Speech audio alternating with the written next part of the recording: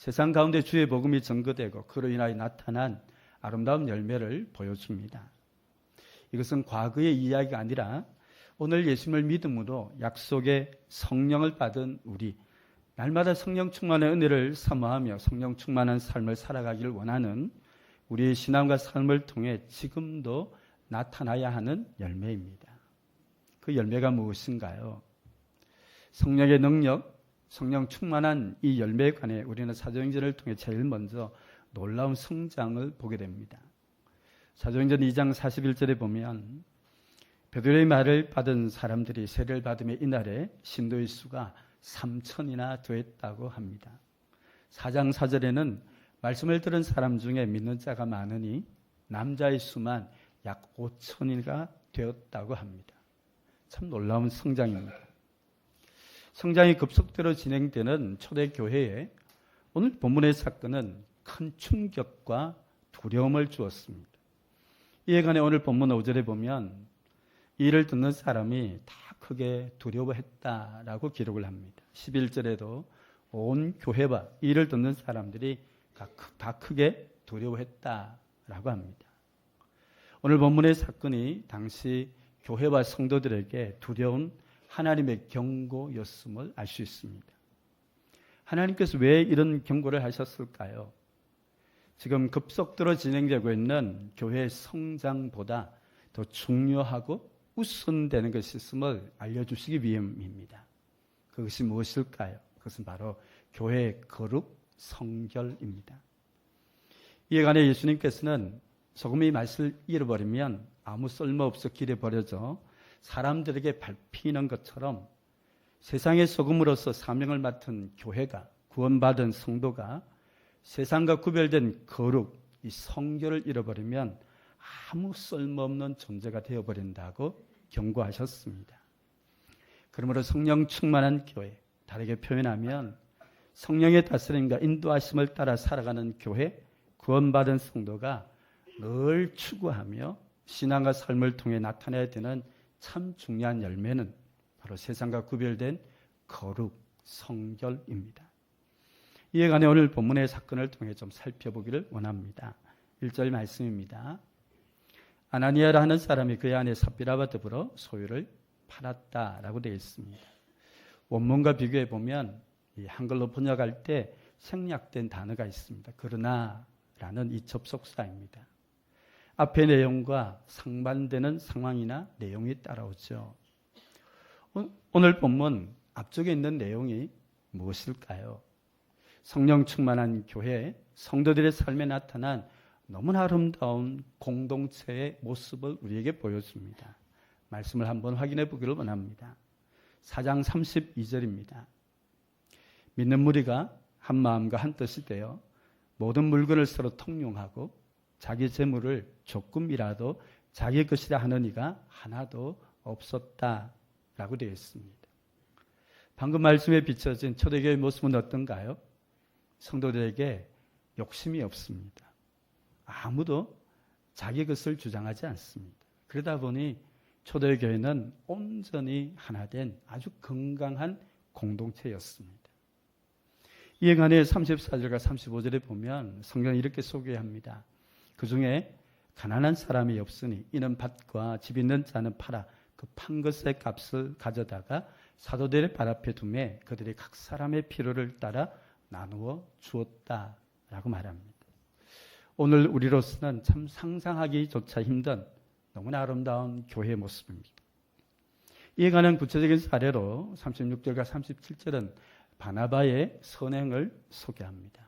그런데 이런 교회 공동체의 건강한 아름다운 모습을 소개한 이후에 오늘 사도행전 5장에는 전혀 다른 모습을 우리가 보게 되었습니다. 먼저 1절과 2절 말씀을 다시 한번 볼까요? 아나니아라는 사람이 그 안에 삽비라와 더불어 소유를 팔아서 그 얼마를 가져다가 사도들의 발 앞에 두었습니다. 이 내용만 보면 참 귀한 헌신의 모습입니다.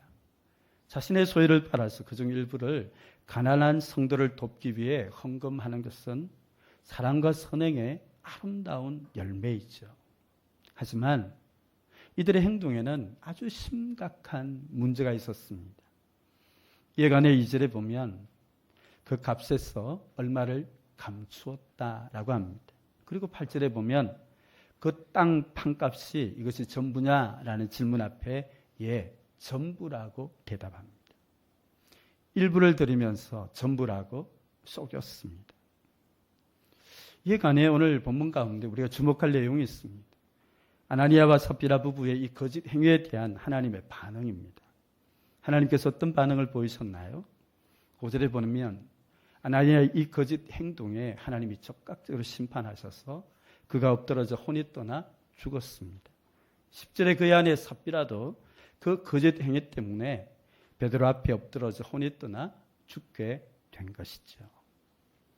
아나니아와 삽비라의 거짓 행위에 하나님께서 적극적으로 심판하셨음을 알 수 있습니다. 왜 그랬을까요? 오늘 이 시대 교회 안에도 아나니아와 삽비라 부부와 같은 거짓 행위들이 참 많이 있습니다. 재정 비리, 논문 표절, 학위 조작, 부적절한 인간관계를 둘러싼 거짓과 업무, 매스컴에 보도된 충격적인 사건 외에도 수많은 거짓 행위들이 교회 안에, 공동체 안에 있습니다. 이에 대해서 하나님께서 아나니아와 삽비라 부부처럼 오늘도 우리 가운데 적극적으로 하나님의 심판이 시행되고 있습니까? 그렇지 않습니다. 만약 하나님께서 교회 가운데 이 거짓 행위, 오늘 본문에 일어났던 이 사건처럼 적극적인 심판이 있었다면 교회가 정말 두려워서 이런 거짓 행위를 아마 할 수가 없을 겁니다. 그런데 하나님은 오늘 이 본문의 사건 이외에 대부분 오늘 교회 현장에도 하나님이 적극적인 심판을 하지 않습니다. 그러다 보니 죄에 대해 더 무감각해지고 회개치 않고 여전히 그 악한 죄를 답습하는 안타까운 무너진 교회의 모습을 우리가 보게 됩니다. 그렇다면 왜 하나님께서 오늘 본문에 아나니아와 삽비라 부부의 이 거짓 행위에 대해서 적극적으로 심판하셨을까요? 이에 관해 우리가 조금 전에 보았던 5절과 11절 말씀을 다시 한번 보겠습니다. 이 사건이 당시 온 교회와 이 사건을 듣는 모든 사람들에게 큰 두려움이었습니다. 이것은 이 사건이 당시 교회를 향한 두려운 하나님의 경고였음을 보여줍니다. 약속하신 성령의 말씀으로 세상에 세워진 주님의 교회, 구원받은 성도들이 세상과 구별된 거룩, 이 성결을 잃어버리지 않도록 하나님께서 경고하신 사건입니다. 이와 동일한 사례가 있습니다. 여호수아 6장에 보면 아간의 범죄입니다. 이로 인해서 아이성 전투에서 이스라엘은 패했습니다. 그 패한 원인은 전투력의 문제가 아니었습니다. 아이성 전체 인구는 성경에 보면 12,000명밖에 안 됩니다. 반면에 이스라엘은 전쟁에 참여할 수 있는 군인의 숫자가 60만이 넘습니다. 60만이 넘는 숫자 12,000명. 상대가 안 됩니다. 그럼에도 불구하고 아이성 전투에서 이스라엘은 패했습니다. 이유는 한 가지였습니다. 아간의 범죄 때문이었습니다. 이 사건을 통하여서 하나님께서 여호수아와 이스라엘 백성들에게 가르치고 교훈한 것이 있습니다. 무엇인가요? 가나안 정복이라는 하나님의 역사에 가장 우선되고 중요한 것이 바로 하나님의 백성 이스라엘 공동체의 거룩, 성결임을 이 사건을 통해 하나님은 가르쳐 주셨습니다. 여호수아 7장 12절에 보면 하나님이 이렇게 말씀을 합니다. 너희 중에 멸하지 아니하면 하나님 앞에 막혀있는 이 죄를 제거하지 않으면 하나님이 다시는 함께하지 않겠다고 말씀을 합니다. 13절에는 이 죄의 문제를 제거하지 않으면 원수들 앞에 능히 맞서지 못한다. 이 가나안 정복 전쟁 가운데 절대로 승리할 수 없다고 하나님이 말씀하고 있습니다. 여러분, 하나님이 이스라엘 백성들이 주셨던 이 경고의 말씀을 통해 보면 하나님과 동행하는 삶에 있어서 우리에게 정말 중요한 것이 무엇일까요? 죄로부터 우리의 삶을 거룩하게 지키는 것이죠. 가나안 정복이라는 사명을 감당하고 그들이 승리하는 비결이 무엇인가요? 죄로부터 거룩하게 자신의 삶을 지키는 것입니다. 이것은 그 무엇보다 우선되고 중요한 것입니다. 그래서 예수님께서 팔복 가운데 우리에게 이렇게 말씀을 했습니다. 마음이 청결한 자는 복이 있나니 그들이 하나님을 볼 것이다 라고 했습니다. 누가 하나님의 영광을 보고 영광의 하나님과 동행하고 교제하고 그 하나님을 경험할 수 있는가? 그것은 바로 마음이 청결한 자랍니다. 죄로부터 마음과 삶을 거룩하게 지키는 자가 삶에서 영광의 하나님을 보고 또 그 하나님과 동행하고 교제하며 하나님을 경험할 수 있는 것입니다. 이에 관해 오늘 본문에 아나니아와 삽비라 부부의 문제가 무엇인지 좀 살펴보기를 원합니다. 3절 말씀 보겠습니다. 베드로가 이르되 아나니아 어찌하여 사단이 내 마음에 가득하여 내가 성령을 속이고 땅값 얼마를 감추었느냐. 이 말씀을 보시면 아나니아의 문제가 무엇인지 알 수 있습니다. 사단이 내 마음에 가득하다고 책망하고 있습니다.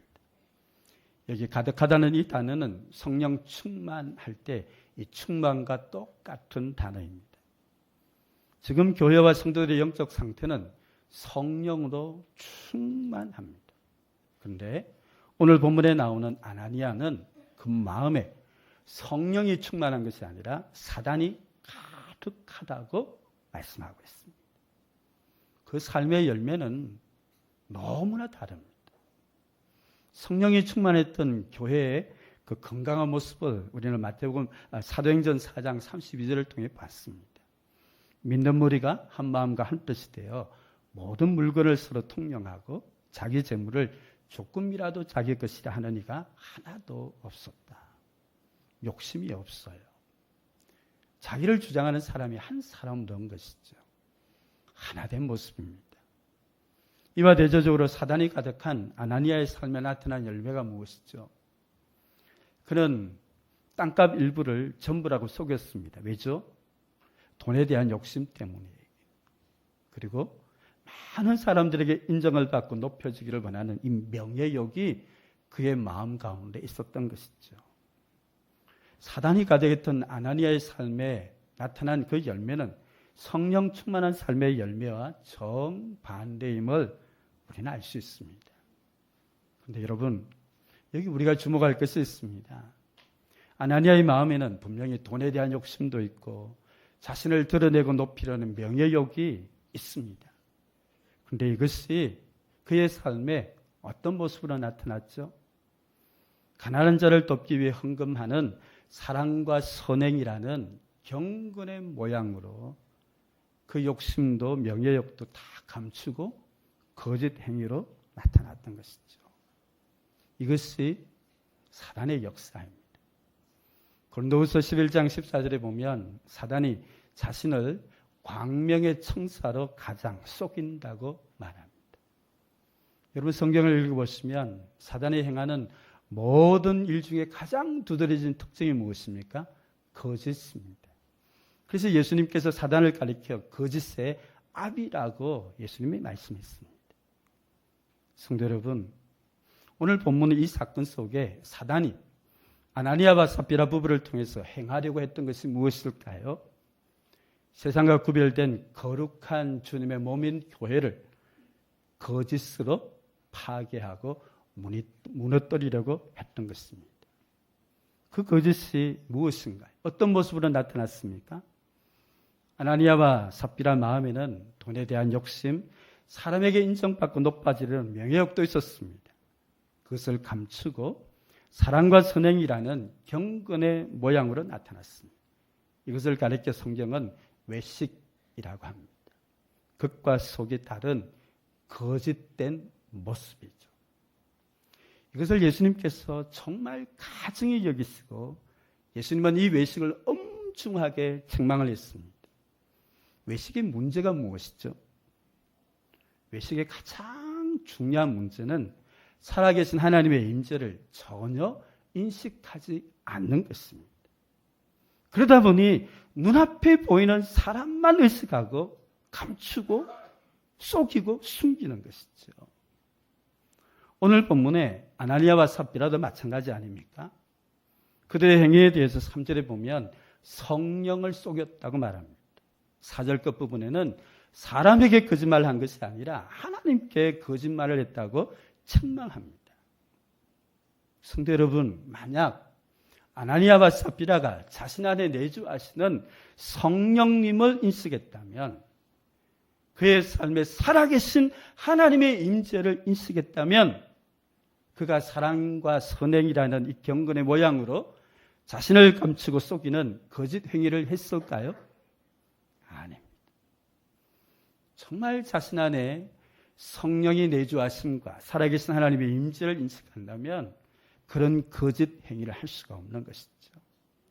살아계신 하나님의 임재를 인식하지 않고 경건의 모양이라는 외식적인 신앙에 익숙해지면 그것이 얼마나 심각한 결과를 초래하는지 성경의 많은 사례를 우리는 찾아볼 수 있습니다.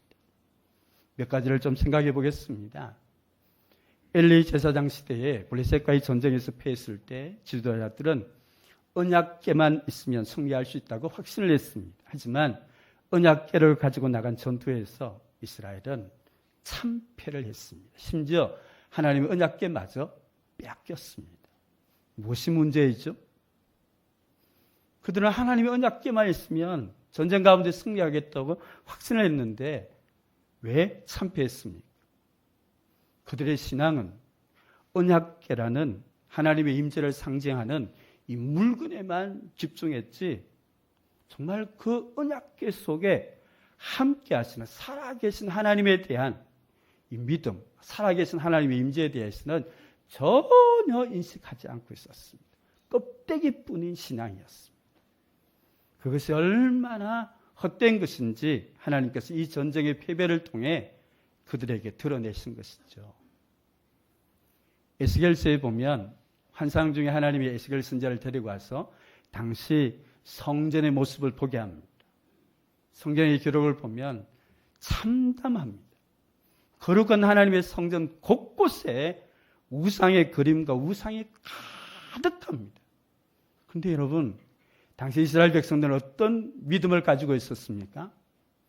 하나님께서 예레미야 선지자를 통해서, 에스겔 선지자를 통해서 그들의 죄 때문에 하나님이 심판한다고 경고했지만 아니라 우리에게는 이 성전이 있는 한 우리는 안전하고 평안하다고, 성전이 있는 한 우리는 절대 망하지 않는다고 확신을 가졌습니다.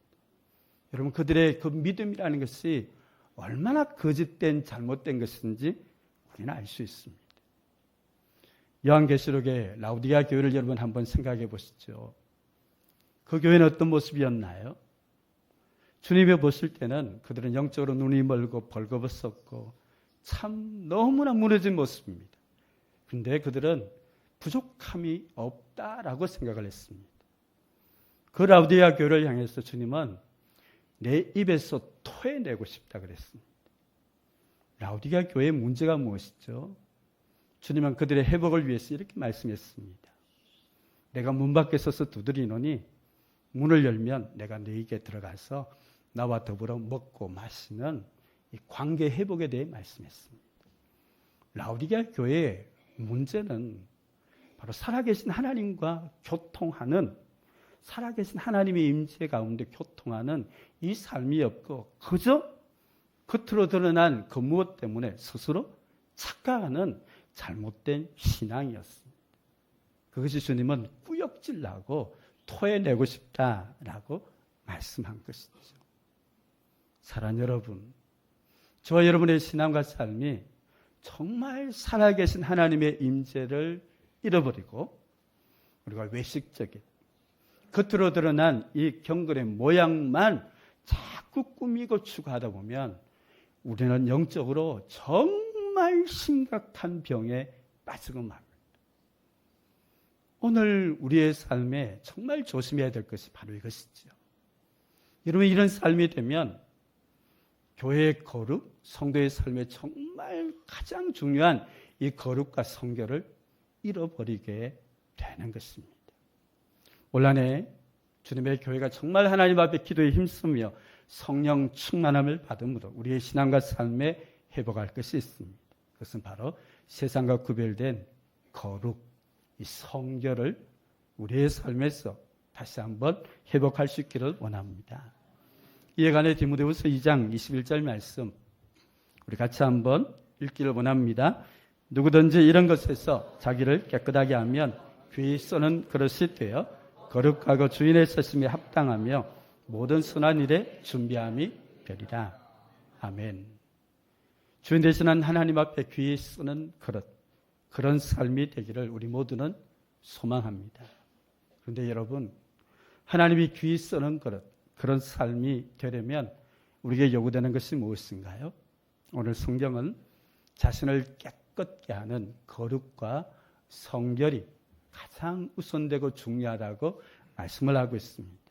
그런데 사단은 우리의 관심과 마음을 거룩과 성결에서 다른 것에 우리의 마음을 쏟게 합니다.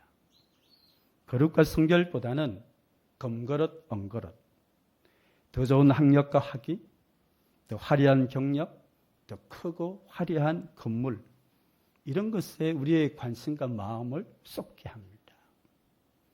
이에 대한 욕심과 욕구가 오늘 교회 가운데 정말 부끄러운 모습으로 나타나지 않나요? 학위를 위해 논문을 표절하고 이력을 조작하고 크고 화려한 교회 건축을 위해 법을 위반하는 온갖 거짓과 속임의 모습으로 나타납니다. 이러다 보니 세상 가운데 교회가 이 거룩과 성결을 다 잃어버리는 것이죠. 세상 사람들이 교회를 보면 도무지 세상에 보이는 이 거짓된 행위가 그대로 보이니까 이 세상이 교회를 향해 비난하는 것입니다. 하나님께서 귀히 쓰는 그런 그릇, 그런 삶이 되려면 우리 안에 욕심과 욕구로 인한 이 죄의 거짓의 이 거품들을 우리가 다 제할 수 있기를 원합니다. 오직 하나님 앞에서 두렵고 떨림으로 구원을 이루어가는 이 거룩과 성결에 힘쓸 수 있는 그런 삶이 되기를 소망합니다. 마지막으로 한 가지 말씀을 좀 같이 나누기를 원합니다. 민수기 20장 12절 말씀입니다. 민수기 20장 12절입니다. 같이 한번 읽겠습니다. 이스라엘 자손의 목전에서 내 거룩함을 나타내지 아니한 거로 너희는 이 회중을 내가 그들에게 준 땅으로 인도하여 드리지 못하리라. 아멘. 어떤 말씀이죠? 하나님께서 모세에게 원망하고 불편한 그 백성들에게 반석을 명해서 물을 내라고 했습니다. 그런데 모세는 이 원망 불평하는 이스라엘 백성들을 향해 격한 마음에 그만 지팡이로 반석을 쳤습니다. 그리고 물이 나와서 또 그 백성들이 목마름은 해결했습니다. 그런데 이 사건을 계기로 하나님께서 모세와 아론에게 말씀했습니다. 너희의 행위가 이스라엘 자손 앞에서 내 거룩함을 나타내지 못했기 때문에 너희는 약속의 땅에 들어갈 수 없다고 했습니다. 저는 한동안 이 모세에게 주셨던 이 말씀을 참 이해하지 못했습니다. 아니, 하나님 40년 동안 그토록 충성한 자신의 종인데, 아니, 말씀으로 한 것이 아니라 그저 반석을 한번 친 것 때문에 약속의 땅에 어떻게 들어가지 못하게 할까? 그런데 이 말씀 속에는 하나님의 거룩이라는 것이 우리에게 무엇인지를 잘 보여줍니다. 모세는 하나님의 말씀을 듣고 그 백성 앞에 하나님의 거룩과 영광을 드러내야 되는데 자신의 격한 이 감정이 하나님의 말씀에 조금 바뀐 것이잖아요. 말이 아닌 행동을 했습니다. 이것이 하나님의 거룩과 영광을 나타내지 못했다는 것이죠. 여러분, 목회자인 제 삶에 있어서도 때로는 제 안에 일어나는 격한 감정이 가정에서 자녀들에게, 아내에게 그 극한 감정 때문에 하나님의 거룩, 이것에 손상이 되는 경우를 봅니다. 오늘 저와 여러분이 성도들과의 교제 속에 우리의 삶에 일어나는 이런 격한 감정들을 아무 생각 없이 내어놓지만 그 감정들이 하나님의 거룩 영광에 가리우는, 손상을 주는 그런 경우들이 우리에게 있지 않습니까? 제가 방금 말씀드린 것처럼 말로 명한 것이나 지팡이로 친 것이나 뭘 그것 가지고 하나님 그러시나? 아니, 하나님의 거룩은 그분의 말씀대로 순종할 때 하나님의 거룩과 영광이 온전히 드러날 수 있음을 보게 되었습니다. 다시 한번 오늘 이 시대 가운데 정말 주의 교회가 성도들의 삶에 우리가 회복해야 될 것이 있다면 이런 하나님의 거룩, 이 영광을 우리의 삶에서 회복할 수 있기를 원합니다. 저와 여러분이 겉으로 드러난 어떤 경건의 모양이 아닌 살아계신 하나님의 임재 앞에 그분의 영광 앞에 우리의 모습을 돌아보고 우리의 내면의 이 거룩과 성결을 회복할 수 있는, 그래서 세상 가운데 하나님의 영광을 드러낼 수 있는 그런 거룩한 교회, 거룩한 성도가 될 수 있기를 주님의 이름으로 축복합니다.